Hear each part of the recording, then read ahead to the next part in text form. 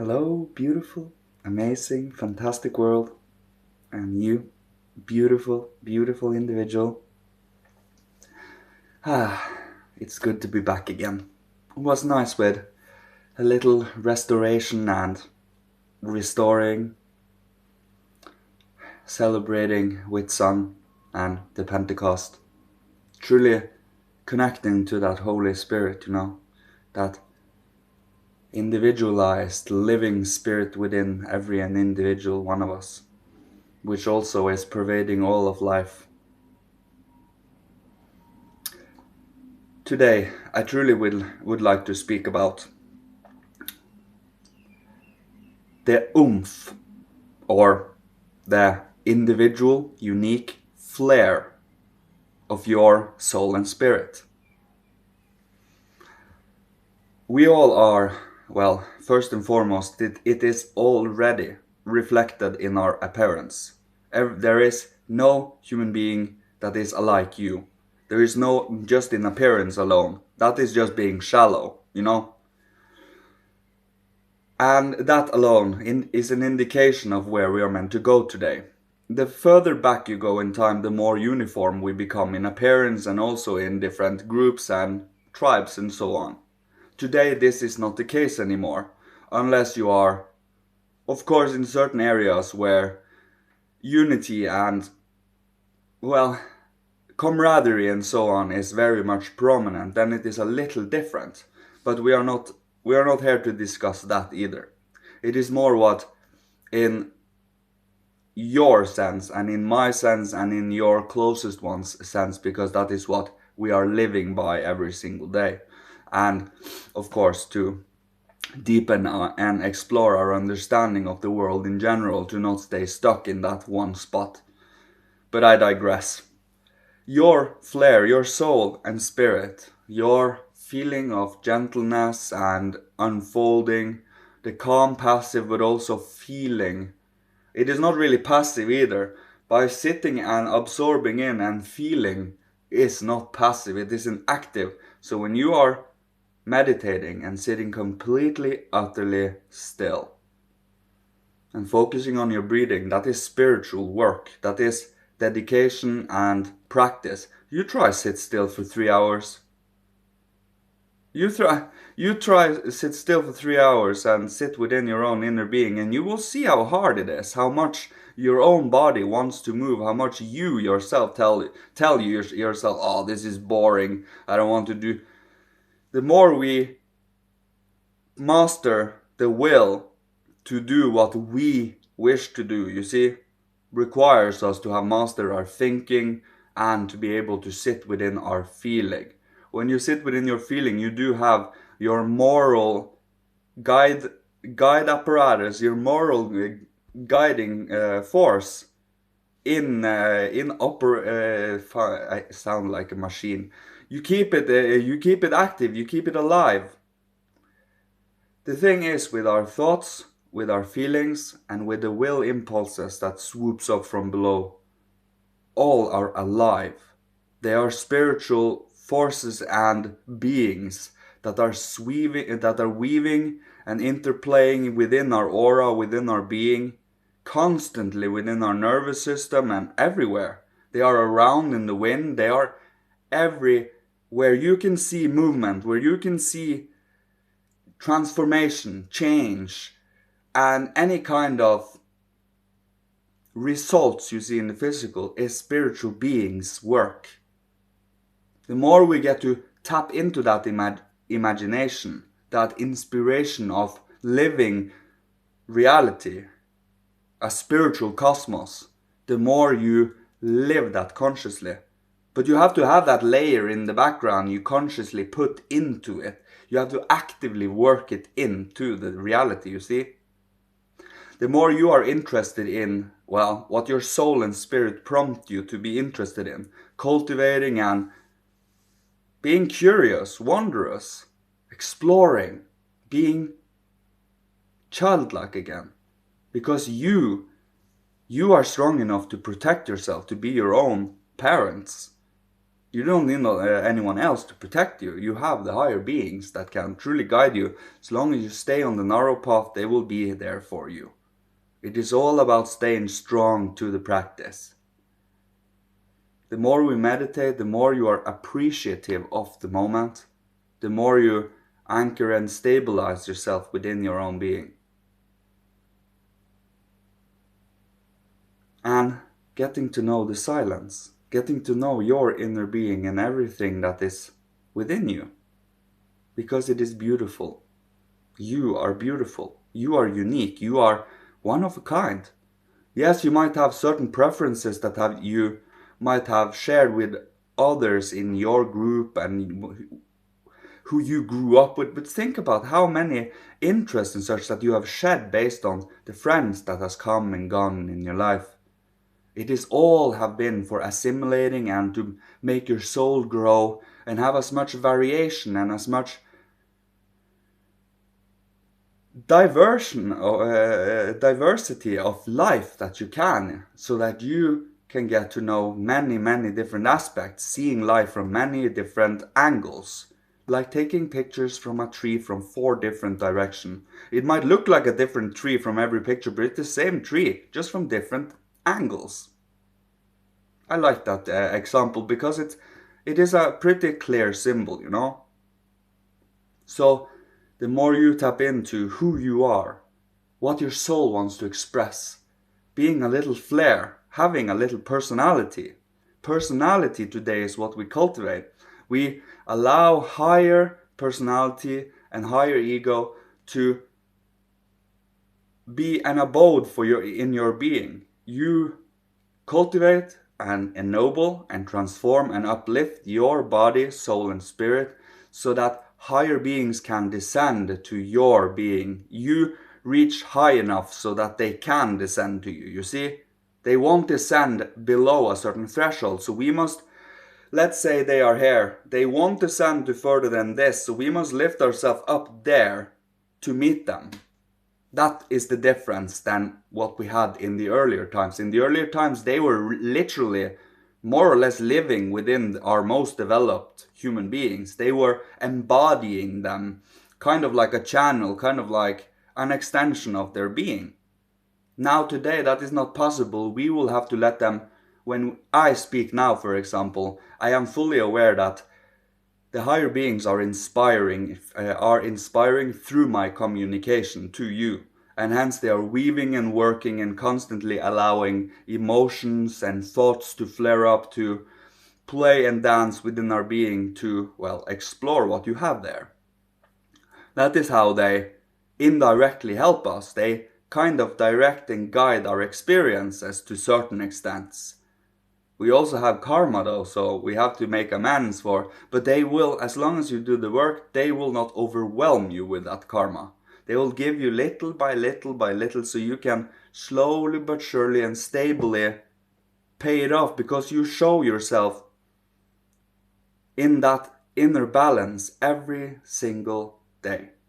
You do not go to any extremes. You do not fall to the temptations of doing so much, to go far upwards or far downwards, really.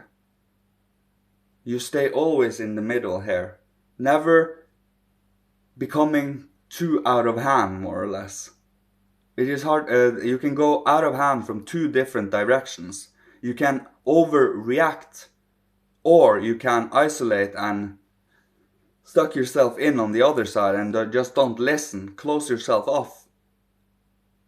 It is either becoming overwhelmed by the world or lost to the world. So either you get overwhelmed and get crushed by the many impulses and feelings and everything of the world, or you lose yourself away from it because you're too afraid of it. The middle there, that is where you do not lose yourself in any regard. That is not, you are always participating and you wish to put out a beautiful stream of goodness by creative endeavors, inspire as best as we can. We are only human, or we are still human, so we are in a developmental stage. So the further along we come, the more developed we become, right? As long as we in active freedom and effort are, willing to work upon ourselves.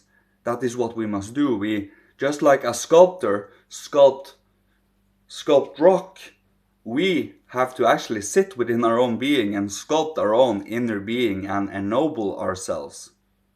Active, free work in freedom. No one forces you. They don't force you. They prompt you and poke you, yeah, but they never force you. You have to be your own coach here. You have to be your own master, your own inner guide, you see? And by you acknowledging and tapping into, recognizing that higher beings are constantly assisting us, you have an infinite source of wisdom and knowledge as long as you... It is about the humility to actually ask them for help and not be so arrogant to think that we are the highest being there is. That means you are a king of the shade if you think so. No, be a beggar of the spirit. Be on the lowest pole in this kingdom of light. For the kingdom of light always trumps the kingdom of shadow. Obviously. Where does the shadow come from? From the light. They can't exist without the light. They kind of are a byproduct of the light. They come from the same source, of course. Just like with the Persian myths like Ormuzd or Ahura Mazda and Ahriman or Angra Mainyu.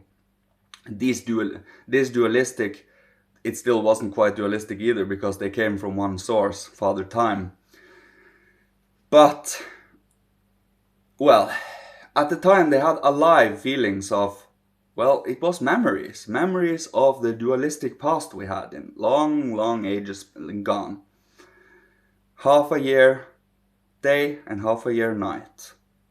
And the differentiation between sleep and awakeness wasn't that common, wasn't that strong at the time. So when you fell asleep and when you were awake, it wasn't that big of a difference. You were more in a hazy daze of just inspired constant living reality. But we had to lose it so that we could gain a sense of our world around us becoming individualized and ego, so that we can individually express the divine from within our own being. The inner divine promptings of our being. That requires us to ennoble, transform, and lift ourselves up to the divine, as I said. And I will leave you with this today. It was amazing to come back again. It is nice to have a break and recharge and restore and such, but you quickly get to miss, you guys. The feeling of connecting and tapping into to this, when many individuals come together in a cause, in a spiritual future, cause for the future, you see, when we in freedom do so, we allow the group soul, the highest group soul, not the animal group soul, but the highest group soul to descend upon this group of individuals, you see? So a whole group soul works through each individuals. Like the Holy Spirit, for example, when Pentecost was and the Holy Spirit descended upon the disciples, every disciple suddenly got individualized fiery tongues. That means that the Holy Spirit descended and individualized themselves in different tones from 12 different directions with the disciples. That means that every single one of them could tap into the same being, just individually and uniquely, everyone, and they could understand each other. You see where I'm going here? It is the same being, even though it is individualized. That is the beauty, connection of it all. And that is what we try to tap into and live by. Because I am you, and you are me. And we are an extension of each other, a mirroring of each other, a unique type of mirroring. And when I speak to you and you listen to me, I reflect and mirror certain things within you that you might want to become aware of, or things that might help you and lift you up and make you inspired to do actions yourself, so you can grow and connect to the higher hierarchy yourself, the Christ, Holy Spirit, and Father. which also is reflected in thinking, or purified thinking, true purified spiritualized thinking, Holy Spirit. True love, true divine, objective, cosmic love, the Christ. Will, the Father. The spiritualized higher will, macrocosmic will, is the Father. So we are kind of a reflection of these things, but we are just a small drop of reflection. This small drop, as you know, this whole cosmos is made of the substance of God. So we are made of the substance of God. But we are in no way connected and realized substance of God. We have to become that over time. More or less use our ego to spiritualize this drop so that it become more and more and more like God. Because we have been given the spark from the Christ to work upon ourselves, to spiritualize ourselves. But it requires dedication, honesty, and love for the work. And this is what I will leave you with today. Because you're awesome. And I don't want to take up your time too much. So, thank you so much for listening. Thank you for being creative. Thank you for being a genius and an artist and a spiritual scientist. And for you being curious about what life is, about who you are, what your inner soul and spirit longs for, what your flair is, what your inner quirky personality is, and follow along on that prompting.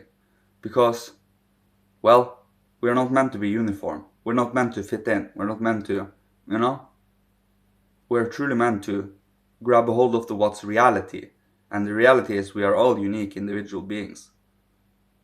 Or have the latent seed to become so. Not everyone have, a personality and an ego of themselves. They kind of are a copy or a shadow of self. But we are here to lift up the general, every single individual. So they choose themselves over time and will come into the growth. We have faith in them. That is but we keep on focusing on the growth. So instead of becoming distracted and sad and angry and frustrated about things not going our way and people doing this and people doing that, we are fully aware that they do it and it makes the work harder, but we keep on going. Because over time we must become good enough so that they cannot overcome that anymore. We become good enough so that, they can try as much as they like to kick down that temple wall, but that temple wall, it will stand. It will stand the most insane of hurricanes and most heaviest of earthquakes and so on. So I will leave you with this today. May your heart, soul, spirit, thinking and willing be blessed. Father, Holy Spirit, Christ, Michael, higher hierarchy, bless, protect, guide, and love you on your beautiful, wonderful path to spiritualizing, uplifting, connecting directly, feeling the inspiration and the impulses that the divine and higher hierarchies are giving you directly from your own inner being. And truly feel, truly live, truly have a flair. When I say flair, I mean the oomph to live outwards, being courageous with moderation and control. Don't let yourself explode outwards and let every single little thing just boom. Be a little creative and have fun with it, because your personality is infinitely deep and has so many variations of areas to explore and to focus on based on what day, where we are, who we talk to and so on. So it is all about exploring as much of that as possible to see what are we having in there, what are we interested in, So when I speak with others and my close friends and so on, I often I trust what I say, and even if many of the things I say is weird, it is still in line with the spiritual teachings I do. So that I trust that, that sounded a little weird, but I trust that maybe the person that heard it got something out of it. Who knows? But they know. God knows. So it is about trusting that. I will leave you with that. Thank you. Bless you. Love you so much. And goodbye. See you tomorrow.